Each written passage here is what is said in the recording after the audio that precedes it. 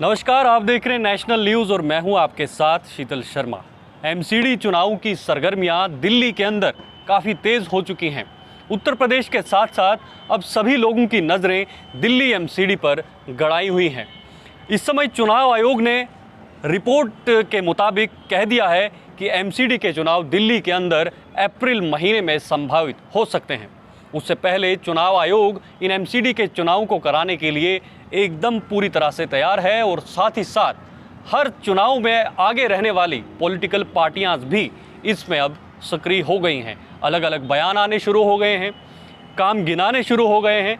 हालांकि भारतीय जनता पार्टी लगातार पिछले 15 सालों से दिल्ली में एमसीडी पर काबिज है, लेकिन ज़मीनी स्तर पर भारतीय जनता पार्टी ने क्या क्या काम किए, किस तरह के लोगों तक जो है वो फ़ायदे पहुँचे, और अब कहीं ना कहीं देखा जाए तो वर्तमान में दिल्ली एमसीडी के अंदर सिचुएशन जो है पूरी तरह से आम आदमी पार्टी की ओर झुक रही दिखने को मिल रही है। पिछले कुछ दिनों में चंडीगढ़ में देखा जाए तो वहाँ पर भी आम आदमी पार्टी ने बड़ी जीत हासिल की और कहीं ना कहीं दिल्ली में भी अब बड़ी पार्टी उभर के सामने आ सकती है। उससे पहले मेरे सहयोगी भी मेरे साथ हैं, नितिन। एमसीडी के चुनाव जो है वो अप्रैल में हो सकते हैं, संभावित है।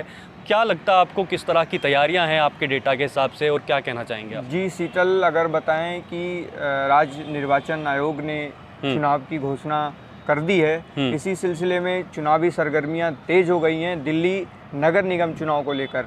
अगर चुनाव की मुद्दे की बात करें तो जो हमारे वोटर्स हैं, यूथ वोटर्स, वो काफ़ी एमसीडी चुनाव में काफ़ी उनका अहम रोल रहता है। अब देखना ये है कि जो पॉलिटिकल पार्टीज़ हैं, वो चाहे आम आदमी पार्टी, कांग्रेस या बीजेपी, जो तीन प्रमुख पार्टियां हैं, वो यूथ को लेकर, यूथ के जो मुद्दे हैं उनको लेकर कितना असरदार तरीके से काम करती है या मुद्दे को उठाती है। अब दूसरे मुद्दे की बात करें, आपने देखा होगा या फिर जो हमारे व्यूअर्स हैं उन्होंने भी ऐसा एक एक्सपीरियंस किया होगा कि लगातार जो दिल्ली शहर में जो सफाई कर्मी हैं वो हड़ताल पे बैठ जाते हैं और इससे कहीं ना कहीं सेवाएं प्रभावित होती हैं। बिल्कुल। इस पे कहीं ना कहीं इससे जो हमारी इकोनॉमी है, अगर आप के मार्केट में अगर गंदगी फैली है, अगर बदबू है, तो लाजमी है कि जो कस्टमर हैं वो सामान खरीदने नहीं जाएंगे, वो मार्केट में नहीं जाएंगे, तो इससे कहीं ना कहीं बिजनेस पे हमारा इम्पैक्ट पड़ता है। तो अब देखना ये है कि सफाई कर्मियों को लेकर कितना चिंता करती है तीनों पार्टियां। अब घोषणाएं तो बड़ी लंबे घोषणाएं होती हैं और बड़ी घोषणाएं ऐलान होती हैं, लेकिन काम ऐसा कुछ नहीं दिखता जो ज़मीनी स्तर पे काम होना चाहिए। बिल्कुल, इसमें 16,000 से अधिक जो सफाई कर्मचारी हैं उनको नियमित करने की घोषणा जो है वो भारतीय जनता पार्टी द्वारा की गई है। देखना यही होगा कि वाकई में ये सिर्फ और सिर्फ चुनावी ट्रेंड है, या चुनाव के आने से पहले इस तरह की घोषणाएं की जाती है, या फिर चुनाव होने के बाद इस तरह के काम जो है वो होते भी हैं या नहीं। जी, अगर बताएं तो ऐसी घोषणाएं फिलहाल हाल ही में आम आदमी पार्टी ने भी की है, और बीजेपी के जो प्रदेश अध्यक्ष हैं आदेश गुप्ता, उन्होंने भी 16,000 सफाई कर्मियों को अस्थायी तौर पे नियमित करने का ऐलान किया है। तो आगे देखते हैं कि क्या इन मुद्दों को लेकर एमसीडी चुनाव में मुद्दा बन पाता है।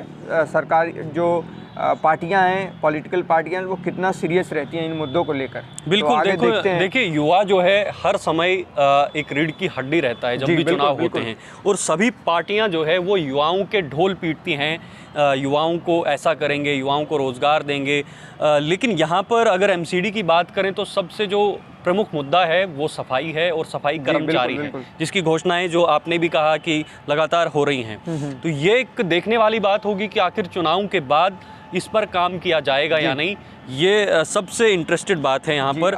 उसके साथ साथ कोरोना की बात करें, अगर एमसीडी चुनाव की तैयारियों की बात करें तो इसमें कुछ जो है कुछ पर्टिकुलर यानी कुछ सीमित कुछ दिशा निर्देश दिए गए हैं, जिसके आधार पर ये चुनाव करवाए जाएंगे। पोलिंग स्टेशन बनाने के लिए हर वार्ड के लिए जो है वो रिटर्निंग ऑफिसर नियुक्त किए गए हैं। साथ में प्रत्येक पोलिंग स्टेशन पर जो है वो 1250 से अधिक नहीं होनी चाहिए, संख्या नहीं होनी चाहिए, यानी एट ए टाइम आप सिर्फ और सिर्फ 1250 लोग ही जो है वहाँ पर जाकर जो है वो मतदान कर सकते हैं। इस तरह के कुछ दिशा निर्देश जो है वो एमसीडी के चुनाव के लिए जारी किए हैं।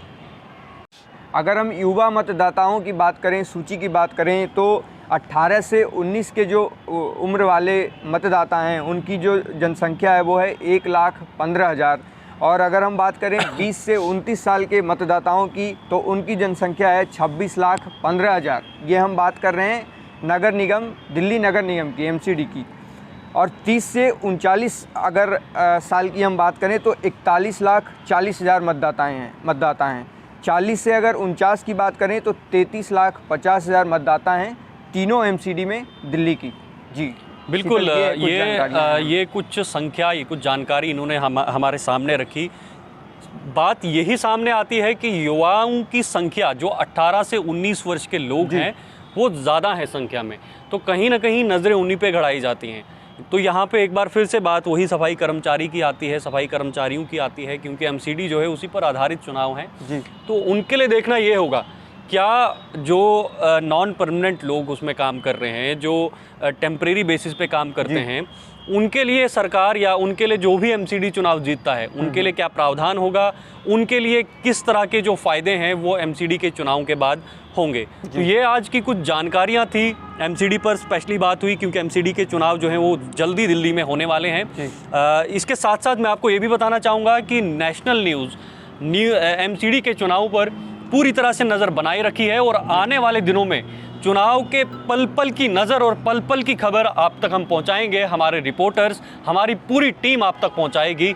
बस आप हमारे साथ जुड़े रहिए, लाइक करें, शेयर करें और फॉलो करें। नमस्कार, धन्यवाद।